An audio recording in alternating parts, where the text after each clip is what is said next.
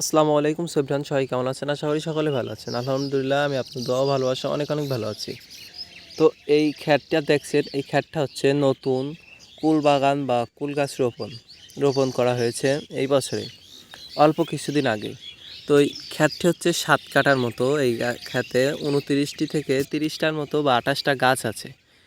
আপনারা যারা কমেন্ট করেন যে ভাইয়া আমরা নতুন বাগান হিসেবে গাছ লাগাতে চাই, তো গাছ কেমন লাগালে খুব উপকার হয়, বা গাছের সাথে এক গাছের সাথে আরেক গাছে ম্যাচিং হবে না, বা এক গাছের ডালের উপরে আর এক গাছের ডাল উঠবে না, এবং কুলগুলো খুব সুন্দর ধরবে, মোটা হবে, বাজার দরও ভালো পাবো, তাদের জন্য এই ভিডিওটা।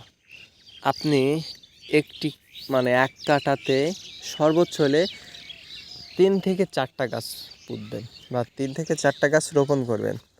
তাহলে আপনার ক্ষেতের প্রতিটা গাছের আয়ত্তে থাকবে, বা কোনো গাছ কোনো গাছের সাথে ঘেঁষবে না, আমরা এই প্রত্যাশা করি। তবে গাছগুলো আপনি খুব দেখে শুনে সুন্দরভাবে নেবেন, কারণ গাছের ভিতরে এখন ইদানিং কিন্তু খুবই ভেজাল চলতেছে, যার কারণে কৃষকেরও অনেক অনেক মার যাবে।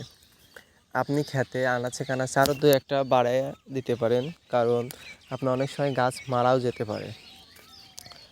তো যারা নতুন বাগান হিসেবে আছেন তাদের জন্য এতটুকুই। আর এমন জায়গায় কুল গাছ রোপণ করবেন যে জায়গাটা যেন পানি শূন্যস্থল হয়, বা পানি যেন না ওঠে।